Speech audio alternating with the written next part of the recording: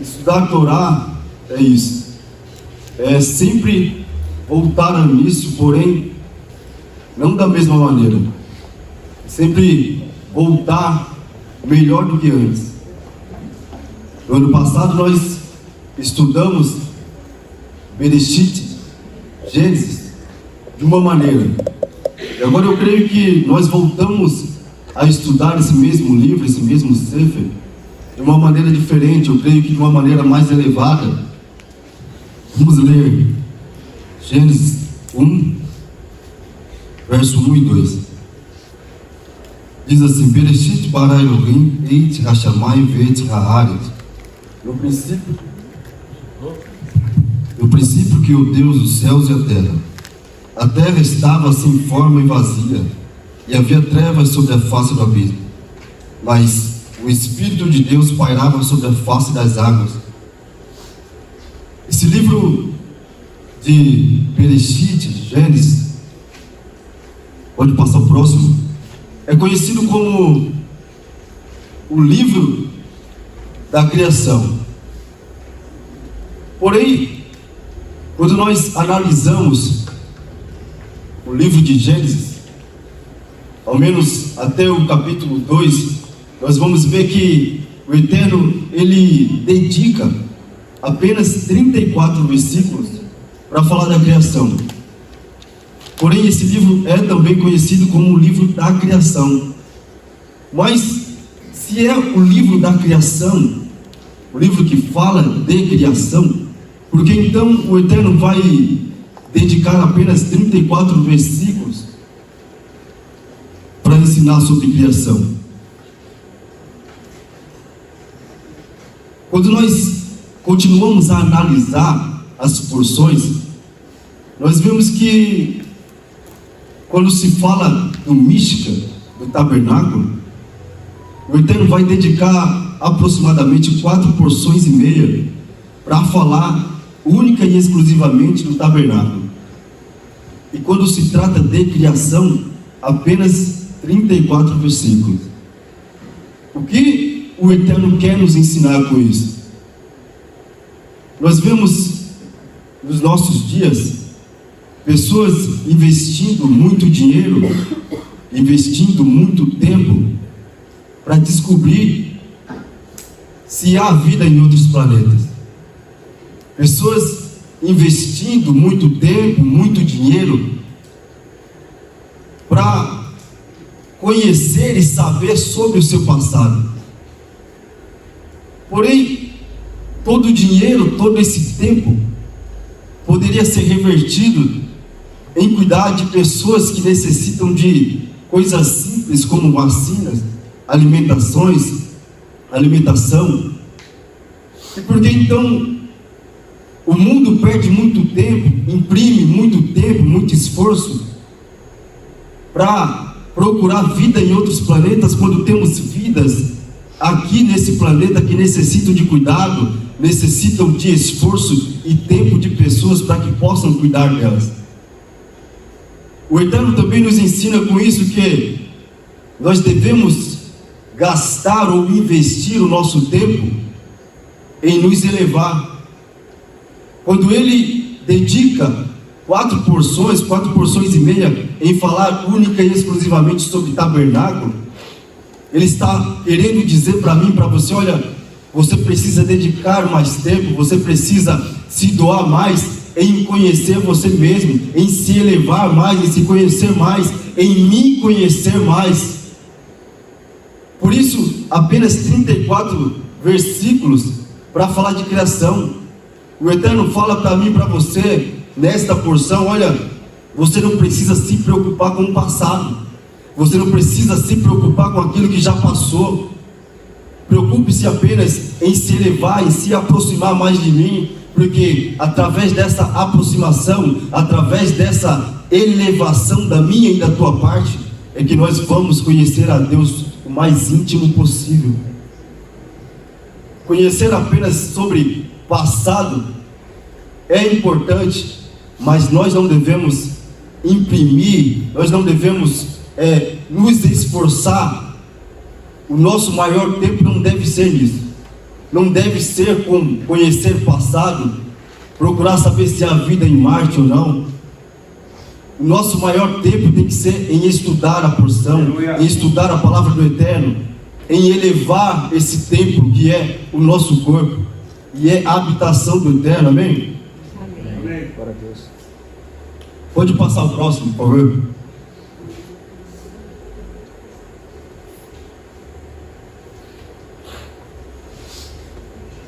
Ainda no capítulo 1 de Gênesis, no verso 3 e 4, diz assim: disse Deus, haja luz, e houve luz. Viu Deus que a luz era boa e fez separação entre a luz e as trevas. Porém, nós estamos cansados de saber que essa luz, ao qual está sendo tratada em Gênesis 3 e 4, versos 3 e 4, não é a luz do sol, e muito menos a luz da lua, porque esses luminares foram criados a partir do quarto dia. Então, que luz é essa que o Eterno está falando no verso 3 e 4? Quem arrisca falar?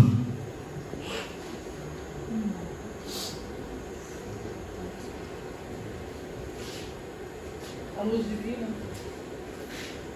A luz divina, o que mais?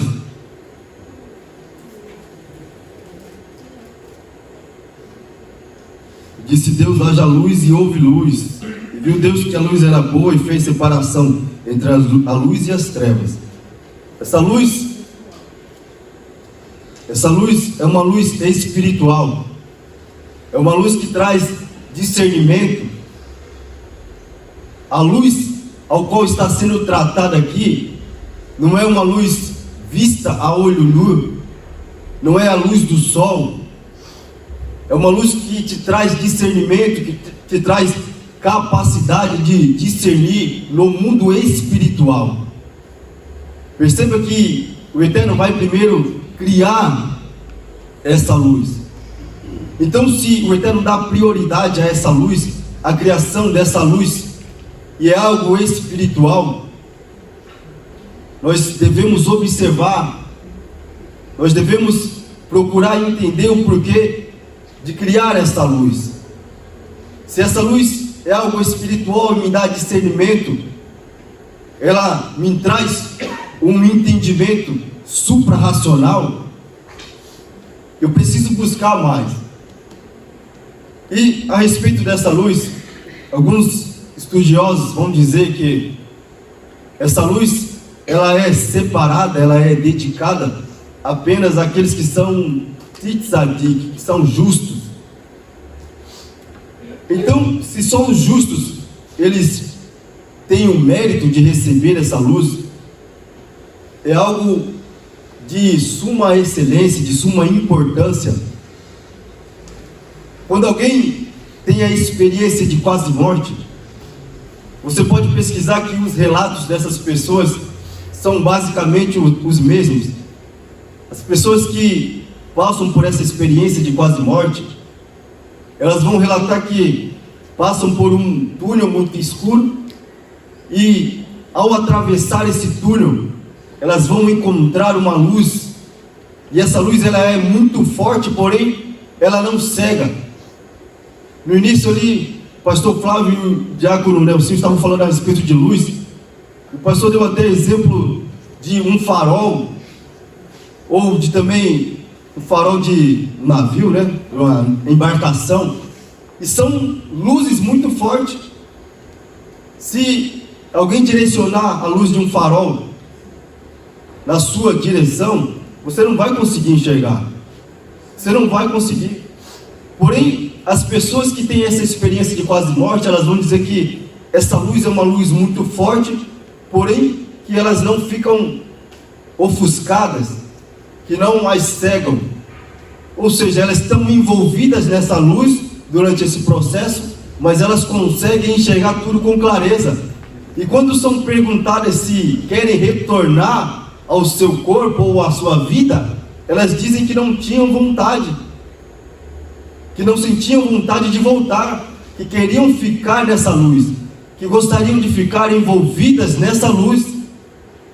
Então, essa luz é algo sobrenatural, é algo extraordinário, é algo que me traz e te traz uma alegria, de tal forma que você não quer voltar. Porém, quando é perguntado se alguém quer morrer, ninguém quer, né? Ninguém quer morrer, mas todo mundo quer ficar envolvido nessa luz. E essa luz, ela é espiritual, ela te traz um discernimento. Nós estudamos aqui no curso de teologia a respeito da luz que envolvia Adão e Eva. Após pecarem, eles se apagam, eles perdem essa luz. E essa luz, ela é algo tão extraordinário que alguns midrashs, alguns contos, vão dizer que os animais, eles confundiam Adão com o próprio Eterno. Tamanha era a força, o brilho dessa luz. Então, o que isso quer nos dizer? Que quando estamos envolvidos com o Eterno, nós também somos envolvidos com essa luz espiritual. Quando estamos próximos do Eterno, nós absorvemos, nós refletimos essa luz que só vem única e exclusivamente do Eterno. Então não consigo e não posso buscar em outro lugar essa luz. Eu posso tentar até se envolver em outro lugar, mas essa clareza espiritual, essa luz, ela não vai haver em outro lugar. Não há em outro lugar, a não ser quando eu tenho proximidade com o Eterno. E eu te dou até outro exemplo. Quando Moisés, ele sobe no monte para ter uma conversa, para receber até as tábuas, ele volta de lá com o seu rosto iluminado, com o seu rosto resplandecendo, refletindo uma luz. Luz essa que as pessoas não conseguiam olhar para Moisés. Essa luz é algo sobrenatural que só tem quem tem intimidade com Deus. Tanto que o Eterno vai dizer em suas palavras que ele falava face a face com Moisés, como se fossem amigos. Pode passar o próximo, por favor.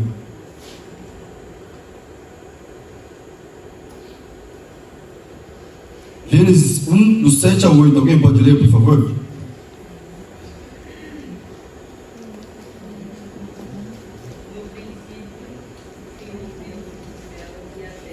Não, verso 7 e 8. Fez, pois, Deus o firmamento e separou as águas que estavam debaixo do firmamento das que estavam por cima do firmamento. E assim foi. Chamou Deus o firmamento do céu. E foi a tarde e a manhã, do dia segundo. Amém. O verso 7 diz assim, o final dele: e assim foi. Aqui está se tratando do segundo dia. No primeiro dia, esse dia é chamado de Yom Echad, dia 1. Mas no segundo, não é dito Yom Seni, é dito segundo dia, e não dia segundo, ou dia 2, segundo dia. Primeiro dia é um dia único. Esse dia é um dia extraordinário, porque esse dia é comparado com o próprio Eterno, porque só Ele é errado, só Ele é é único, é exclusivo. E quando nós continuamos a analisar as criações, terceiro, quarto dia e assim por diante, nós vemos que ao término das criações, o Eterno vai dizer, a palavra vai dizer, melhor dizendo, e viu Deus que era bom, que era tov. Essa palavra tov, ela é traduzida de uma forma mais rasa como bom. Mas quando nós olhamos e falamos, olha, viu Deus que era bom, parece que o Eterno, ele foi surpreendido, porque criou algo, formou algo, e viu que era bom, ou seja, se surpreendeu, foi surpreendido com a criação. E eu quero perguntar, Deus ele é surpreendido? Sim ou não? Deus, ele é pego de surpresa? Então, quando nós analisamos um pouco mais a fundo esse tov, esse bom, esse tov, ele traz uma ideia de completude. E viu Deus que ficou completo a sua criação. O Eterno, ele vai ver que a sua criação vai ficar de uma forma extraordinária, completa. Não vai faltar nada, de uma forma mais simples. O Eterno, ele cria e vê que aquela criação ficou de uma forma completa, extraordinária. Ficou segundo a sua vontade, segundo o seu querer. Porém, os versos em diante, relacionados à criação, vai aparecer esse tov, vai aparecer falando, olha, e viu Deus que era bom, porém no primeiro e no segundo dia não há essa frase. Então eu fui me aprofundar um pouco mais a respeito desses 2 primeiros dias. No primeiro dia, o Eterno, ele faz separação, faz uma divisão da luz e das trevas. No segundo dia, ele faz separação do quê? Das águas. Porém, ele não disse que ficou bom. A Torá, ela está querendo nos dizer que o Eterno não se agrada de divisões. O Eterno não se agrada de separações. Por mais que essa separação, que essa divisão que ele esteja fazendo é para o bem, para que haja vida na terra, ele não se agrada disso. O Eterno não se agrada de separações, de divisões, seja do que for, seja entre pessoas ou seja entre coisas. O Eterno não se agrada disso. Só deve haver alegria na união, pois Deus zela pela unidade. E quando falamos de unidade, de união, se eu não me engano, no livro de Josué, capítulo 8, Josué, ele vai entrar numa guerra contra a cidade de Ai. E à primeira vista, no primeiro confronto, por aquela cidade ser uma cidade muito pequena, ele vai enviar poucos guerreiros, se eu não me engano 3.000, e esses guerreiros conseguiriam vencer facilmente, porém voltam de lá com uma derrota. E quando nós analisamos esse capítulo 8, salvo engano, nós podemos ver que se o Eterno ele quisesse, ele poderia ter dado vitória apenas a Josué. Se Josué fosse lá sozinho, ele conseguiria vencer aquele povo. Se o Eterno apenas quisesse, aqueles 3.000 guerreiros poderiam vencer toda aquela cidade e sairiam de lá vencedores. Porém, só quando os filhos de Israel se juntaram, se uniram, sem separação, sem divisão, e foram à guerra, aí o Eterno deu a vitória. Aí o Eterno entrou com providência. Aí o Eterno entregou nas mãos deles aquilo que eles foram buscar.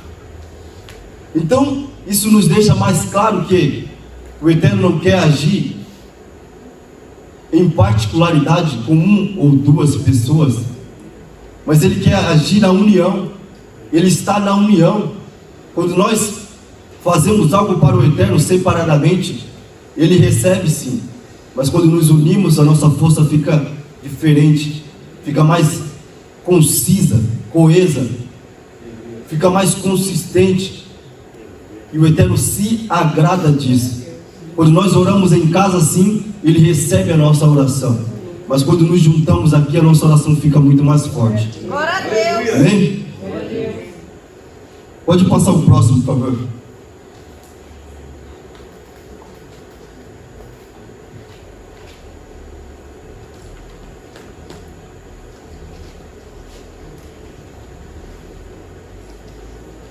Capítulo 3 de Gênesis,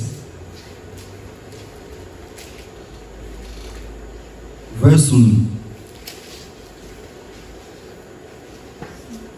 Ora, a serpente era mais astuta que todos os animais do campo que o Senhor Deus tinha feito. E esta disse à mulher: É assim que disse: não comereis de toda árvore do jardim. E disse a mulher, a serpente: do fruto das árvores do jardim comeremos, mas do fruto da árvore que está no meio do jardim, disse Deus: não comereis dele, nem nele tocareis, para que não morreis. O verso 1,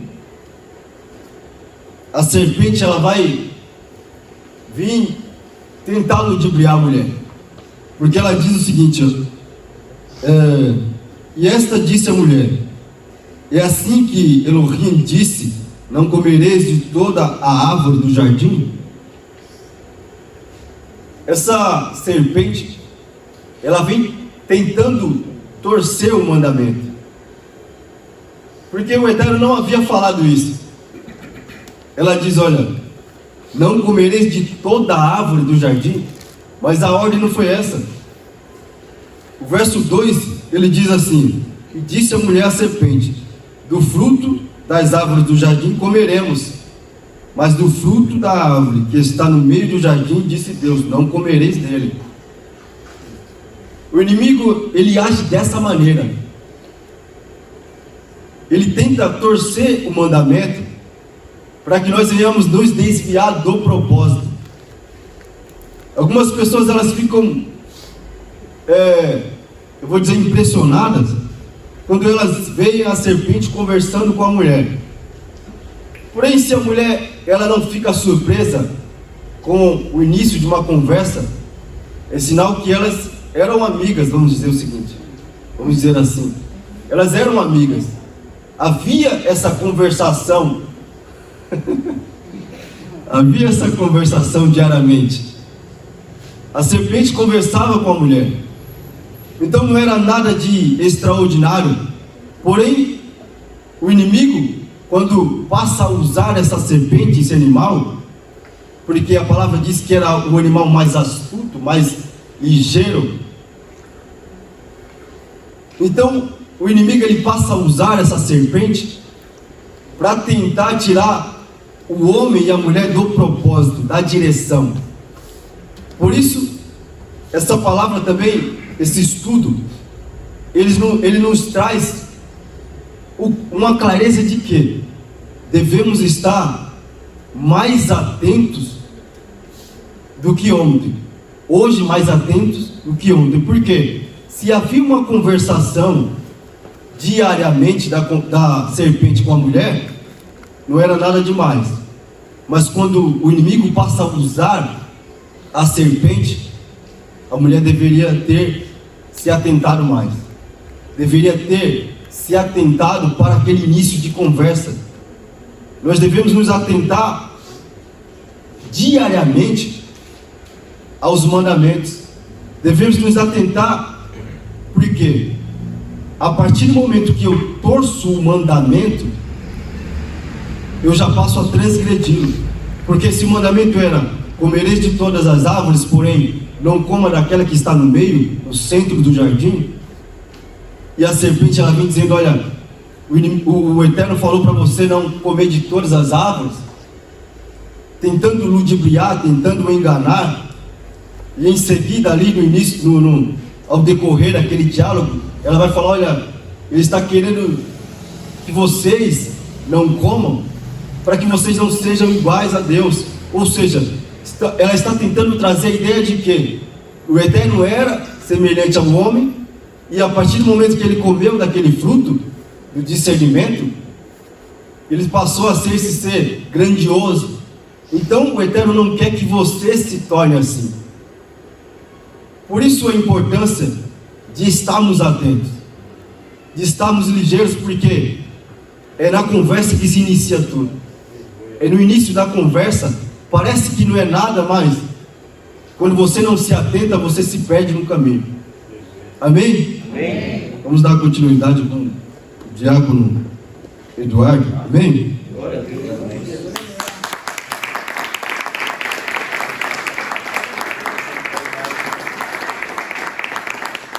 Shabbat Shalom. Shabbat Shalom. Vou tentar passar algo que Deus falou comigo bastante coisa. Deus acabou. Obrigado, pastor. Primeiramente eu vou estar lendo aqui está no capítulo 1, está no capítulo 2, só o versículo 1, eu vou ler aqui. Amém? Amém. Capítulo 1 de Gênesis, Bereshit.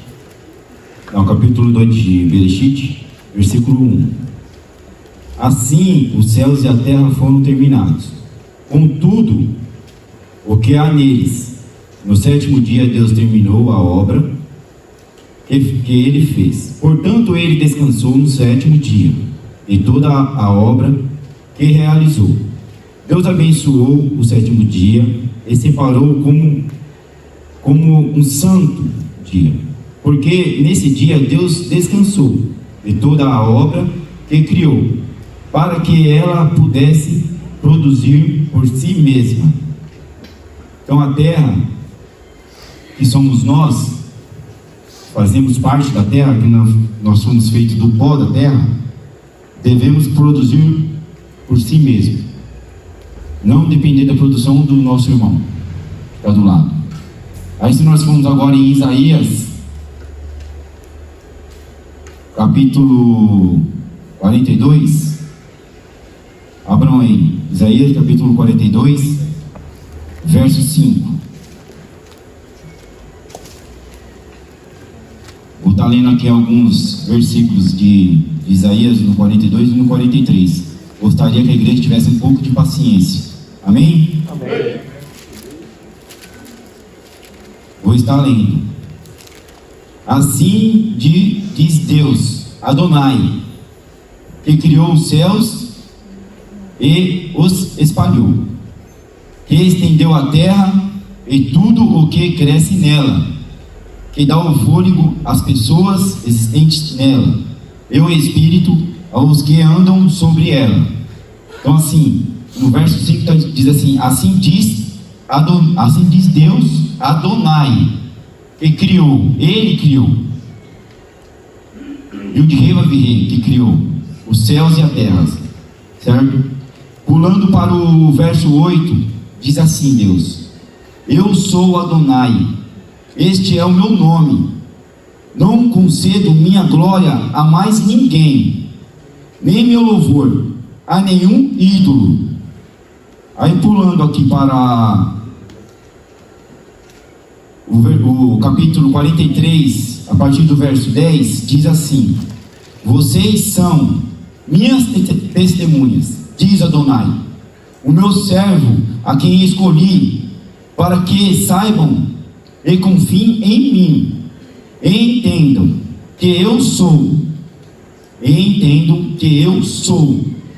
Deus foi produzido antes de mim, nem existirá outro depois de mim. Eu sim sou Adonai, além de mim não há libertador. Eu declarei e salvei e anunciei, nenhum Deus estranho entre vocês. Portanto, vocês são minhas testemunhas, diz Adonai. Eu sou Deus desde o princípio dos dias, eu o sou. Ninguém pode libertar alguém de minha mão. Quando eu ajo, quem pode reverter? Aí eu vou passar aqui para o verso 20. Estou preparando uma estrada no deserto, rios em terras áridas. Os animais selvagens me honrarão, os chacais e os avestruzes, por eu ter posto água no deserto, rios em terras áridas, para o meu povo escolhido beber, o povo que formei para mim, a fim de que proclamassem meu louvor. Mas vocês não me invocou, Jacó, pois você se cansou de mim, Israel. Você não me tem trazido ovelhas como ofertas queimadas, nem me honrando com seus sacrifícios. Não fui pesado a você ao requerer ofertas de grão, nem cansei exigindo incenso. Você não tem gasto dinheiro para comprar cana para mim, nem me sacia com gordura dos seus sacrifícios. Em vez disso, me tem sido pesado com seus pecados, e me cansa com as suas transgressões. Sim, sou eu o único. Risca as suas ofensas por minha causa. Deus está querendo dizer aqui que Ele é o único que vai riscar as suas ofensas por causa dele, não por sua. Por conta do nome dele, que é santo, e a presença dele é santa. Suas ofensas por minha causa. Não me lembrarei de seus pecados. Recorde-me quando estivermos juntos no juízo. Diga a sua versão. Convença-me de que você está certo. Seu primeiro pai pecou e seus representantes se rebelaram contra mim. Por isso repudiei os oficiais do santuário. Entreguei a Jacó a maldição destruidora e sujeitei Israel à zombaria. Amém? Amém. O que está acontecendo hoje, irmão? Em Israel. A Israel pede ajuda a outros povos, aos Estados Unidos. Você acha que Deus quer isso? Israel é um povo de Deus. Para Israel vencer essa guerra que ele está enfrentando hoje, como nós temos que se voltar a Deus. Aí o de rei vai vir, é o único nosso Salvador. A toda a honra, toda a glória e todo o louvor a Adonai. Aleluia. Se Israel vencer a guerra com os Estados Unidos junto com eles, um país que é voltado à maçonaria, a outros deuses, o que Deus está falando aqui? Ele não quer a presença de outro Deus junto com o povo dele. Ele quer que o povo dele se arrependa e volte ao princípio, que é Bereshit, e coloque ele à frente a tudo. Israel não precisa de outros povos. Nós não precisamos de outros deuses. Nós precisamos somente de Udhe Vavirê, do Eu Sou, somente Ele. Se nós colocarmos Ele à frente de tudo, nós venceremos todas as guerras, todas. Glória a Deus. Aleluia. E é bem específico em Samuel, quando o povo de Israel olha para outros povos e tem, como vamos supor dizer, ciúme, porque vê o povo vencendo guerras, aí eles querem um rei. Aí Deus fala assim: você já tem eu, para que vocês querem um rei? Se você já tem o maior de todos, o que criou tudo, Ele criou. Então que nós possamos voltar a Deus. E eu oro, irmão, eu sei que nós temos que ficar felizes, amém, mas eu, particularmente, eu não paro de pensar lá em Israel, porque o relógio do mundo é Israel, irmão. A igreja tem que se conscientizar disso. Nós temos que, o tempo inteiro, cada culto, separar pelo menos um pouquinho do nosso tempo para orar, clamar por Israel, clamar para que Deus se manifeste lá e abra os olhos do povo de Israel, que o povo de Israel possa voltar a Udhe Vavirê. Enquanto eles não voltarem a Deus verdadeiramente, não vai acabar. Amém? Amém. Glória a Deus. Ele está chamando a irmã Marlene, mas está trazendo aí, ó, da chave. Amém? Hoje o Eterno me deu a missão de trazer a Brit Hadashah. E a palavra-chave, irmãos, que o Eterno me deu para essa ministração foi nascimento. Eu li a Parashá, eu li vários capítulos da Brit Hadashah, e a palavra que ele me deu foi essa, nascimento. Eu anotei alguns versículos aqui, e eu espero que os irmãos entendam, né, a mensagem que eu pretendo passar, amém? Em Mateus, irmão, Mateus do capítulo 1 ao 17 e Lucas 3, 23 ao 28, fala da genealogia de Yeshua, do nascimento de Yeshua. Em João capítulo 1, do 1 ao 18, Yeshua, o verbo que se fez carne, todas as coisas vieram a existir, a nascer por meio dele. Nele estava a vida, o nascimento. Em Mateus 19, capítulo 3 ao 9, Marcos 10 também, do 1 ao 12, fala do divórcio. Os fariseus tentaram armar uma armadilha para Yeshua, né, perguntando se era permitido o casal se separar, um homem separar da sua esposa. Yeshua disse: vocês não leram que desde o princípio da criação o Criador os fez homem e mulher? Deverá deixar o seu pai e a sua mãe, se unirá à sua esposa e os dois se tornarão uma só carne? E o que o Eterno me fez entender com isso, amados? Nós sabemos que o casamento é uma aliança com o Eterno. E quando o homem e a mulher se unem, a presença do Eterno está nessa união. É um novo princípio, é um novo ciclo, é uma nova fase, é um nascimento de uma nova vida com Deus. O Eterno, como o presbítero falou aqui, o Eterno não se agrada de separação, tanto de irmãos quanto marido e mulher. Deus nos fez para viver em união, um com o outro e com Deus. Em 1 Coríntios, capítulo 6, do 15 ao 20, ele diz assim: vocês não sabem que um homem que se junta com uma prostituta se torna fisicamente um com ela? Os dois se tornarão uma carne. Mas quem se une ao Senhor é um espírito com Ele. Lembra do casamento que eu acabei de mencionar. Vocês não sabem que seu corpo é um templo do Ruach HaKodesh que habita em vocês? E em Colossenses, do 1, capítulo 1, do 14 ao 17, fala: por meio do seu Filho temos a redenção, isto é, o perdão dos pecados. Eu estou lendo vários versículos assim, mas lá no final eu vou dar uma conclusão de tudo isso aqui, amados. E quando estamos em pecado, estamos mortos na presença do Eterno, né? Mas quando somos perdoados, nossos pecados geram vida em nós. Nasce de novo a essência de Deus em nós. E para terminar, amados, é rápido, viu? Em Apocalipse, capítulo 21, do 1 ao 5, diz o seguinte. Enquanto eu estava lendo isso aqui, amados, eu achei isso aqui muito forte. Toda a palavra do Eterno é forte, mas tem sempre um que toca mais, que chama mais atenção, né? O novo céu e a nova terra. Então vi um novo céu e uma nova terra, pois o antigo céu e a antiga terra tinham passado, e o mar já não estava mais ali. Também vi a cidade santa, Nova Jerusalém, descendo do céu, da parte de Deus, preparada como uma noiva. Olha o casamento, a união aqui novamente. Preparado como uma noiva, lindamente vestida para o seu marido.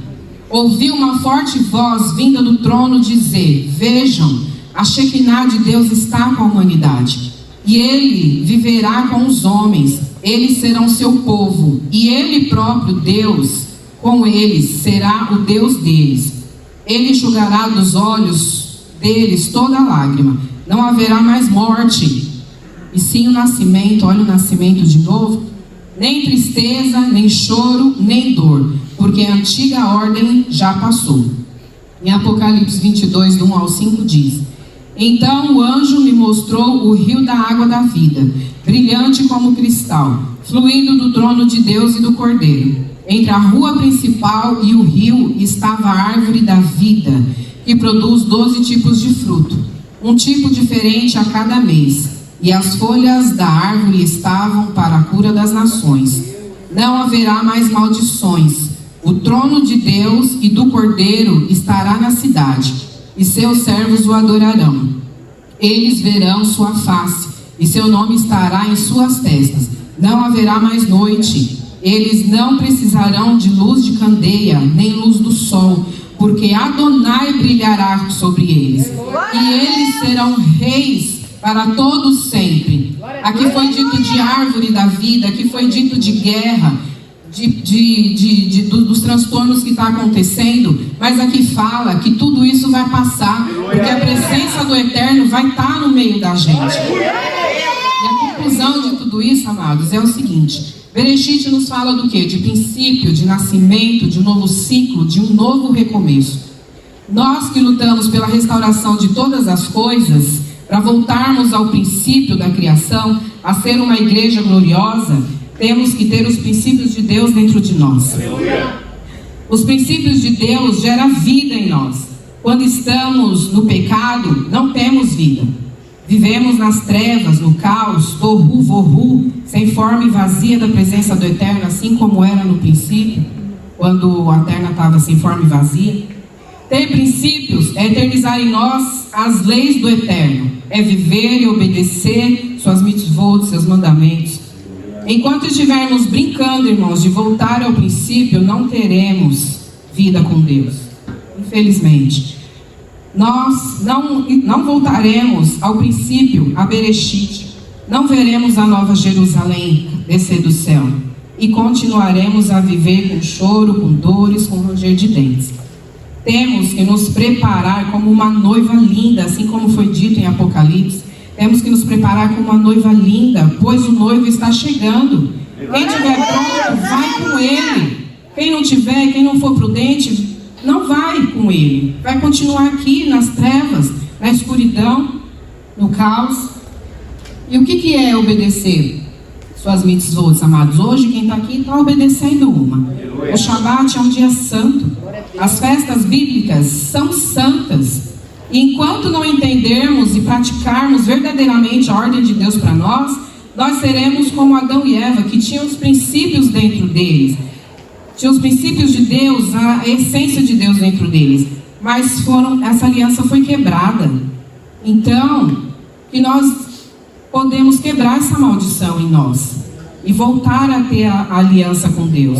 Vamos gravar a lei do Eterno em nossas mentes e tê-la impressa no nosso coração, porque essa é a lei da Brit Hadashah. A palavra do Senhor gravada na mente, impressa, a lei do Senhor gravada na mente, impressa no coração. Só assim teremos um novo nascimento e viveremos com Ele na nova Jerusalém.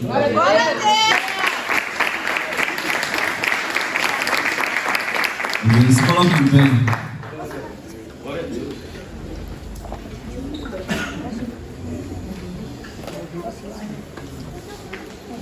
Glória a Deus. Eu deixei de falar de fato sobre o início, sobre o princípio das coisas. E nós voltamos a um novo princípio, um novo início.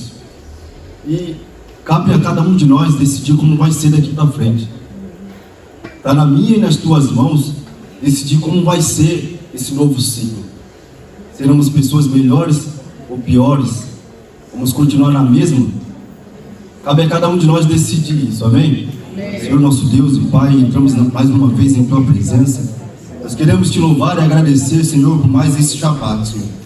Obrigado, meu Deus, por ter nos permitido acordar mais um dia, Senhor. Infelizmente, algumas pessoas não acordaram, Pai, mas o Senhor sabe de todas as coisas, Pai. O Senhor, meu Deus, tem propósito em tudo, Pai. E nada acontece se o Senhor não permitir. Eu quero Te louvar e agradecer por mais um dia, porque até aqui o Senhor tem nos sustentado, tem nos protegido. Nos leve em paz e segurança aos nossos lares, que o Senhor possa nos dar um dia extraordinário em Tua presença, Senhor. É isso que Te pedimos e desde já Te agradecemos, em nome de Yeshua.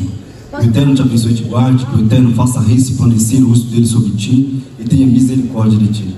Que o Eterno sobre Ti levante Teu rosto e Te dê shalom. Amém.